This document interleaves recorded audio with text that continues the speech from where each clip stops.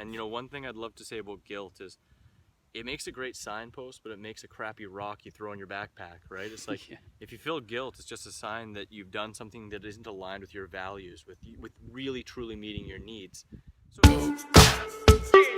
Alright, cool. So I'm here with Chris Kendall, the legend from TheRawAdvantage. Banana Commander. So yeah, something you mentioned in your talk earlier was like how you just have fun with everything. Yeah.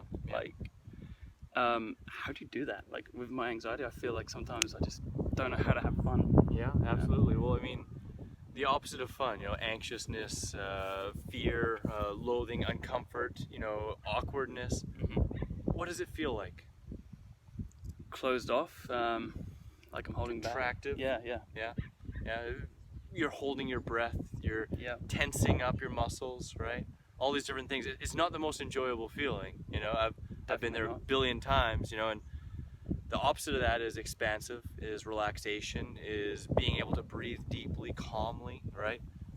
It's been shown that we can completely change our mindset and our body state with breath, so when we're in that state where we're feeling tense and holding our breath and anxious and strange, if we can instead start and realize, okay, I have control, I have the ability to change my mind state, well, then we can go from there and take a big, deep breath and breathe in the way that we would if we were calm, if we were confident, if we're poised. This all starts with greater awareness of our breathing patterns. If we just start to notice, how am I breathing when I'm feeling X? How am I breathing when I'm feeling Y? How am I breathing when I'm feeling this way? And start with the breath, The breath will dictate a whole bunch of responses in the body that will change our thoughts, change our attitudes, change our postures. The other thing I think is so important and invaluable is just to realize that we have that opportunity. We always have the power to change, right? It's like things aren't happening to us. We're putting ourselves in situations, we're choosing, or otherwise, occasionally we find ourselves in situations, but we can always choose to either react and just go down that habitual rabbit hole, or to stop and act from a place that actually provides us with a new opportunity for growth. Right. So take a moment and decide how to act. Yes, yeah. That's that turning point. It's like as soon as we become conscious of being anxious or of being uncomfortable, that's the magic point, And that happens again and again and again, because we could feel that and choose to think crazy thoughts that make us just feel really alienated and afraid, or we could choose to say, okay, well, what can I do to feel a little bit more comfortable here? What am I fearing? What am I feeling? And what is this feeling related to in terms of what I'm needing in this situation? Okay, so an example would be like with the quiz the other night. I was on a table with a group of people. Yeah. And I felt like I was very quiet, but I didn't feel a lot of fear. No. I just don't feel anything to say. Like, I don't know. Yeah. And that's fine. It's like, I think sometimes we can get anxious or fearful because we think we need to contribute. We think we should be doing something. There is no should. There is no need. The only need that I think is important is the feeling of connection. And connection isn't always through putting out your opinion or feeling like you have to have the last or first word. It's just through being what you are being, right? Right. And, it can be just as hard to be comfortable with not saying anything. But, if we're coming from a place of should or otherwise, that's a complete other side of that anxiousness and stuff. It's just using that as a coping mechanism rather than in a way to clearly express yourself in a way that really feels good. Right, that makes sense. So it's like, just, there's a lot of it is taking the pressure off. So, because I guess I feel like I have to be that way all the time. Otherwise I'm quiet and anxious. Whereas sometimes maybe that's just how I'm feeling. Maybe I'm just not connecting with the other people. Or maybe it's because I'm putting pressure on myself, which is causing me to close up. Could be. That sounds like you got a greater understanding of yourself than I do, because I just met you, But cool. I think the more we come into that contact of what we really want rather than what we think we should do, and feel comfortable with that and don't feel guilty, just realize I am me, I can be however I want to be. What do I want to choose?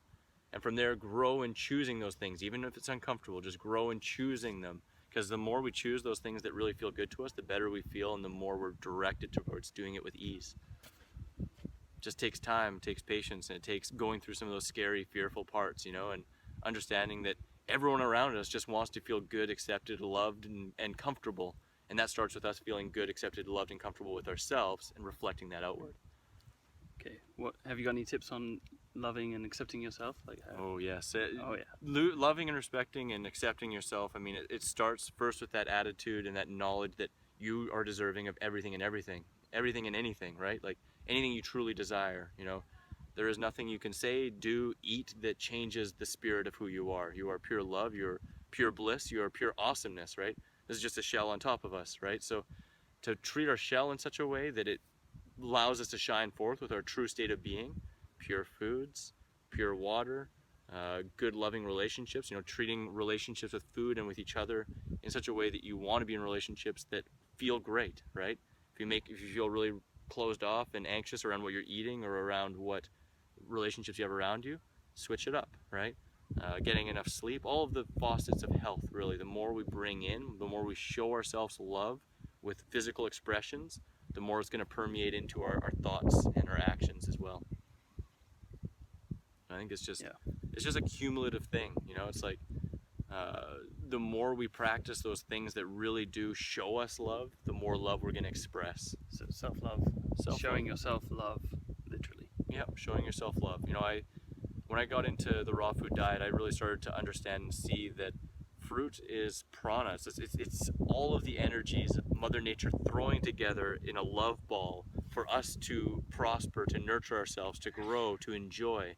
And I just feel the more of that we pull into ourselves, the more we're just going to glow with that love and that true state of being. Yeah, and it does actually feel good, like eating fruit and veg, just nothing but that. Yeah.